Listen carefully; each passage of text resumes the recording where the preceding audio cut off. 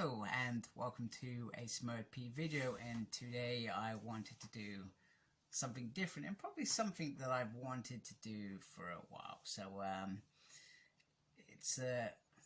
this is new and I can probably do it lots of different ways. And just confirm, there are no pint glasses in this video whatsoever. Actually saying I'm kind of thirsty now. I wanted to do a video about Power Rangers and Power Rangers comics, in particular by Boom Studios. Now, Power Ranger comics have been coming out since 2016, so 5 years now. That is a lot of content, and what I wanted to do is I wanted to do a video called Map My Power Rangers Omnibus. Now, there were a couple of ways that I was looking at this. One of them was I could take the easy option and put Go-Go Power Rangers straight before it, because it's like the stuff that leads up to Mighty Morphin. However, and apart from the last few issues where that's a little bit later and around the Rangers leaving for space. However, I didn't want to do that. I felt like that was too easy, and also I felt if you did read it in that terminology, in that order, in terms of go first, you would also get to the point where the likes of Shattered Grid wouldn't make sense, or necessarily Evil wouldn't make sense, because it's a combination of the two series, the two series complementing one another, just in their different time streams, if that makes sense. So last night I got the pen and paper out. I looked at some of my old videos. I got some of my comics out. So for example, I got Transformers on in the background. Yeah, so that was terrible. Anyway, in there are all my comics. All my comics are in there. So I got my comics out to, think about how I would build these. Some of it makes sense. Some of it you may say, I wouldn't have done it that way. And I want to hear your feedback anyway, because I love hearing feedback. And this is probably my first time tackling something like this. And sorry if you can see my TV, I've got Transformers on in the background, in between what I'm pondering, what I'm saying. So anyway, so we are going to start Map My Power Ranger Omnibus of Volume 1. So what do I want to see in Volume 1? And sorry, I should have got these into perhaps a different position. So, Mighty Morphin Power Rangers, issue 0 to 23. So, this was the first issue to be released in 2016. And this will take you into the run written by Carl Higgins. And it takes you all the way up to issue 23. And it has the first appearance of Lord Drakkon, some of those first attacks, some of those moments up until he's captured, and then we get sort of like a second sort of part where Rita, etc. miss him, and Vince is kind of creating a horror show on Earth, and it all climaxes it climaxes in issue 24. Now, I could add in 24 because that is the finish off that last story. However, I felt that it better serves as the prelude to the next volume, if that makes sense. You could end it at 24, but I felt like that was a cut just out of place. So I took it up to 23, and it leads you into that final issue. But you could add in 24. It could go either way. I would be comfortable either way, stopping it at 23 or stopping it at 24. Omnibus in terms of Mighty Morphin Power Rangers. We would also add in annual 2016 and annual 2017. Then I would go on to add in Go-Go Power Rangers, which kicked off in 2017, if I remember correctly. And that goes from issue 1 to issue 8, which is the first 8 issues, which is basically, in Go-Go Power Rangers there was more of a character development to the characters themselves, these teenagers, and around some of their personal life. And it's just after their first encounter with Rita and we see lots of development in terms of them. We're introduced to other characters, Matt, for example, who gets kidnapped, replaced by some sort of super putty, and it all climaxes in that prom. And that's just before Shattered Grid as well, so I felt like that was a really good place to start for Go-Go Power Rangers. So 8 issues from Go-Go Power Rangers. Now, my next question was that it felt you could achieve that with an omnibus, but I felt like it was just missing something. So what I did, and I could be wrong, and you guys can come and question me, there was a debate. What do I put in it? Do I put Mighty Morphin Power Rangers Pink, or do I put Justice League and Power Rangers? I actually opted for Mighty Morphin Power Rangers Pink. Now, this story isn't in the same era as Go-Go or Mighty Morphin. This is a future story after season 3, when Kimberly's gone off to do the gymnastics, Olympics, awesome, amazing stuff, and the Rangers are elsewhere, and there's trouble on Earth, and she almost creates her own team, which is pretty cool. I'm not going to remember the ins and outs of that, but I felt like Mighty Morphin Power Rangers Pink was a right thing to stick in as a kind of like a mini-series filler, and it was released. It was either released in 2016, 2017, and in fact, this goes all the way up to 2018. So it's within that time frame of it being released or publicized, if that makes sense. So, and that gives us, as a whole, 40 issues. So we have Mighty Morphin Power Rangers 0 to 23, Annual 16 and 17, Go-Go Power Rangers 1 to 8, and Mighty Morphin Power Rangers Pink 1 to 6. I'll put this in the description so you can have a look at it and come back and say, hey, Paul, that's a good shout, or actually that's a bad shout. You tell me what you think. I want to hear what you think just as much as what I think. This is how I would do it.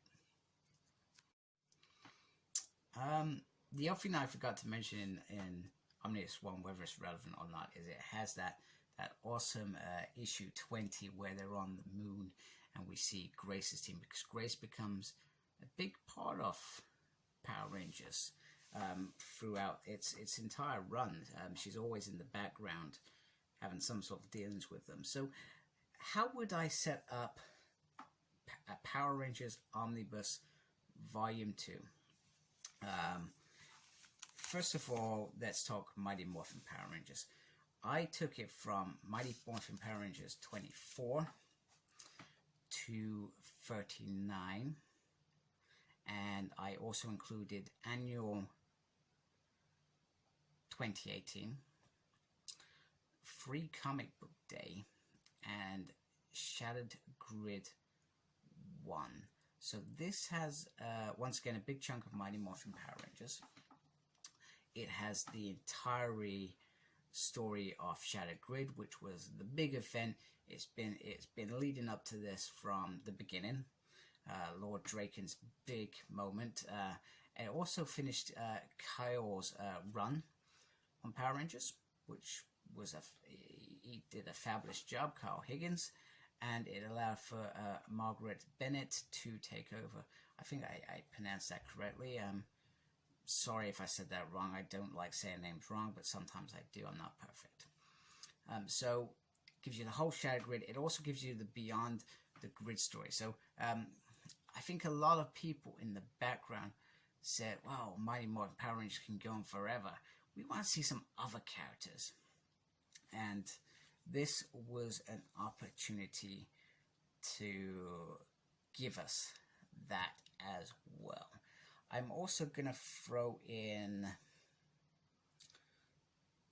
No, I'm not. I'm not going to do that. I'm not going to do that. So there's Mighty Morphin Power Rangers, nice and simple. Then I'm going to go to Go-Go Power Rangers. So Go-Go Power Rangers. So the reason I stopped there with Mighty Morphin Power Rangers, because after that it becomes the Necessarily Evil run, which is Ryan Parrott's first exposure to Mighty Morphin Power Rangers. So I felt like that was a good point to stop, just at the end of that, just before issue 40. Go-Go Power Rangers, also, this is where we begin the Shattered Grid tie-in issues. And I've gone from 9 to 20 because once again we get the Shattered Grid story and then we get its own run, which we also get the Back to School, which is, I feel like, an annual, and Power Rangers Forever as well. So there's a big chunk of Go-Go in here, and this time, even though Mighty Morphin Power Rangers still has a big presence, Go-Go gets a couple of annuals in there. And the stuff that leads up to issue 20 is around, if I remember correctly, the creation of the Green Ranger. It's leading into that Green with Evil storyline, and I really wish that they, even though the story is told and these books were around telling other stories, I really feel like I would have loved to have read Green with Evil, but it stops just before then. I love the stuff with Alpha 1, which was the weaponed Alpha, which Zordon created to fight evil. And pretty much I can't remember, he decided that he was going to destroy them for some reason that probably obeys Zordon's rules. Can't remember the ins and outs. So I bet you're thinking, right, Paul, what filler are you going to put into this? Well, it's pretty obvious. I am putting in Justice League and Mighty Morphin Power Rangers 1 to 6. It took me a while to actually grab these as individual issues, and I think I read it in the hardback version. And some people say it's probably weak storytelling, but I thought it was okay. It was okay. I thought it was cool to see Justice League and Power Rangers together, and it was one of those things. Marvel and IDW did something many years ago with New Avengers and Transformers. It was about the New Avengers team because the old team was gone, and the Transformers were new to IDW. I think they were in that first phase of delivering Transformers in this new era, and it was a way to promote each other's books to different readers. And this was, I guess, an opportunity for Mighty Morphin Power Rangers to be showcased with a big brand like Justice League, because Justice League was the big brand then. It's been around for goodness knows how long with DC. I don't know. I don't follow DC. However, Mighty Morphin Power Rangers was new, and it was a good opportunity for, and Boom Studios was, I guess, reasonably new. I guess. I don't know how long they've been around. Terrible. I am sorry that I do not know that crap. And I actually really do love what Boom Studios do. They deliver some really original stuff. Really original stuff. And that's what makes them, in some ways, better than Marvel and DC, because Marvel and DC, not rehashing, they've got the same characters that they've had for 70 odd years. You know, it's hard to rehash characters. So they bring in something fresh every time with something different. What makes them unique and makes me in particular want to say, actually, I'm going to read that. So anyway, so Justice League perhaps was a way to promote Mighty Morphin Power Rangers to those that have forgot about Power Rangers or not been interested in Power Rangers, and it gave them a good opportunity to get on that. So that is Omnibus number 2, which is Mighty Morphin Power Rangers issue 24 to 39. Free Comic Book Day issue. Which is around Zordon, and he's thing with the Masters, Morphin Master. In fact, that's probably the first time we get introduced to the Morphin Masters. Maybe, I can't remember. Shattered Grid 1, which is the finale, as well as annual 2018, which was thrown in there as well. So Shattered Grid is massive. Then Go-Go Power Rangers issue 9 to 20. Go-Go Power Rangers Back to School. Go-Go Power Rangers Forever. Sorry, Power Rangers Forever. I can't remember. And then Justice League Power Rangers 1 to 6. Here it is, guys. I've got it written down already to talk about. And I'm sorry, because I keep looking down at this thing. And every time I look up, I think, hey, bloody... You should not be looking down. You should know your stuff, man. Okay, so Map My Power Rangers Omnibus Volume 3. I'm sorry, I keep saying that every time because I'm pausing the video. So, to record the next section, I am sorry. It's so embarrassing. Why do you guys even watch me? I do not know. Because I'm crazy, that's why. Look at this smile. Look at that. Right, anyway, right. How do we finish off the 3 omnibuses that I feel complete the first section of Power Rangers, or Boom Studios' first Power Rangers World? Oh, do you know what? Did I say how many issues were in that last volume? There were 37 issues. So the first volume, 40 issues. Second, 37. And I'm not going to tell you what this one is until I finish. So we have Mighty Morphin Power Rangers, which takes you from 40 to 55. So we have Ryan Parrott, who I'm quite a fan of. He starts his dragged out story of Necessarily Evil. And he finishes at issue 55. Now the last sort of few issues, they're nothing exciting. They're just issues, and we get a new Green Ranger, and then it just kind of ends. In my opinion, I don't think it should have ended. And that's why I collect the legacy issues as well as the normal Mighty Morphin and Power Ranger issues. So, anyway, so it finishes at issue 5, and for no reason other than, well, let's make some money. That's how I see it. And I'm sorry, that was not a bitch or anything.